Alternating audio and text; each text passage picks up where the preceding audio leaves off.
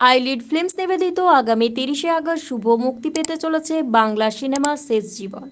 তার আগে আগামী ১১ই আগস্ট আসানসোল গ্যালাক্সি মলের বায়োস্কোপ থিয়েটারে এক প্রিমিয়াম শোয়ের আয়োজন করা হয়। প্রিমিয়ার শোতে উপস্থিত ছিলেন এক ঝাঁক তারকা।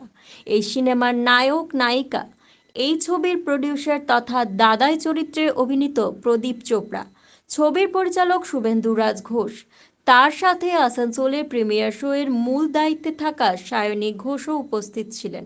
প্রথমে প্রদীপ প্রজ্বলনের মাধ্যমে প্রিমিয়ার শো শুরু করা হয়। এরপর এক ঝাঁক তারকার সাথে শেষ জীবন প্রিমিয়ার শো দেখলেন শহরের বহু সিনেমাপ্রেমী মানুষ। শেষ জীবন সিনেমাটি এক পারিবারিক, তাই ছোট থেকে বড় সকলের মন জয় করেছে এই ছবিটি। ছবিতে রয়েছে দাদু নাতনির ভালোবাসা এবং বেদনাদায়ক এক গল্প। আসানসোলের গ্যালাক্সি মলের বায়োস্কোপ থিয়েটারে প্রিমিয়ার শোয়ে আয়োজিত হয় রবিবার দিন। আমরা কথা বলেছিলাম মূল চরিত্রে থাকা অভিনেতা অভিনেত্রীদের সাথে। पहले बात तो मुझे वेस्ट बंगाल में आके ही बहुत अच्छा लगा। बहुत खूबसूरत जगह है और जब मैंने शूटिंग की थी तब से मैं देख रहा हूँ और डेली मेरे लिए नए नए एक्सपीरियंस मैं फेस कर रहा हूँ यहाँ पर और मुझे बहुत अच्छी जगह लगी। प्लस आज थोड़ा और एक्साइटमेंट भी है मेरे को, तो इसलिए क्योंकि आज मेरी फिल्म अंदर रिलीज़ हो रही है बैंगलोर में और मैंने इसके अंदर कुलदीप का रोल किया है। कुलदीप ऐसे कैरेक्टर है जो बहुत पॉजिटिव है और बहुत खुश रहता है और उसके साथ जो काव्या उससे मिलती है उसकी प्यारी लव स्टोरी है और उस लव स्टोरी में एक बहुत प्यारा सा मैसेज देता है। খুবই ভালো লাগছে, মানুষেরা খুবই মিষ্টি আর আমার ভালো লাগছে। তো এই সিনেমাতে আপনার কি ক্যারেক্টার রয়েছে? আমি অ্যাজ আ লিড এইটুকুই মুভিটা স্টার্ট হবে, দেখা যাক। খুবই টেন্স রয়েছে যে অডিয়েন্স রিভিউ আসবে। এই এত কম বয়সে একটা ভালো ক্যারেক্টার রোল করছেন, তো কি মনে হচ্ছে যে কতটা এনজয় নিজেকে ইনক্রিজ লাগছে? অ্যাকচুয়ালি আমি ছোট থেকে থিয়েটার করি, তো সেই ক্ষেত্রে এটা আমার 8 বছরের অপেক্ষা। এই দিনটার জন্য আমি অনেকটাই অপেক্ষা করেছি যে কবে এটা হবে। এটা আমার আলাদা খুশি আছে। খুব ভালো লাগছে, এনকারেজ হচ্ছি আমরা। আর এত লোক এসছে, আমাদের 50টা চেয়ার এক্সট্রা লাগাতে হয়েছে, অনেক ভালো রেসপন্স পেয়েছে, ভেরি হার্ড। এখন যেমন এখনকার দিনে বাংলার যে সিনেমা রয়েছে প্রেস বলতে গেলে প্রেস কমে যাচ্ছে, তার সত্ত্বেও কিন্তু এমন একটা মুভি আসছে যেটার গল্প দাদু নাতনির একটা সম্পর্ক, মধুর সম্পর্ক, সেই ক্ষেত্রে একটা ইমোশনাল আছে, সবকিছু রয়েছে। তো এই ধরনের ছবিটা আমরা চিন্তা ভাবনা কিভাবে? দেখুন, শুধু দাদু অতীত শরীর নেই, আপনি দেখলে বুঝতে পারবেন অনেক মেসেজ আছে।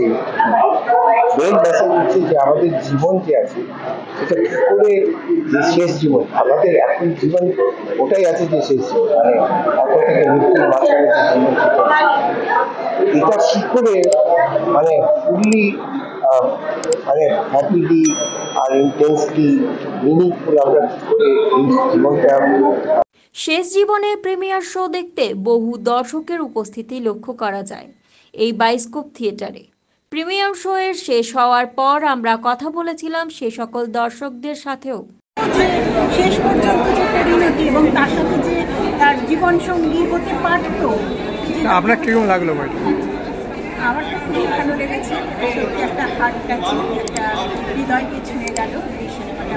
बहुत अच्छा स्टोरी था, जिन्होंने भी बनाया था स्टोरी को, और सभी जो नायक थे, पात्र थे, बहुत ही परफेक्ट थे। और इसमें क्या था ना कि एक चीज़ था कि पंजाब और दिल्ली और राजस्थान एक मिक्सअप था, सभी चीज़ों को मिला करके एक ऑडियंस को बांध के रखा गया था। ये बहुत अच्छा लगा, हम लोग बहुत इंजॉय किए। और इस टाइप का स्टोरी अगर मिलता है तो समाज को बहुत अच्छा लाभ मिलेगा, मैसेज मिल जाएगा। कैसे लगे फिल्म? बहुत अच्छा लगा, सारा किरदार बहुत ही अच्छा है।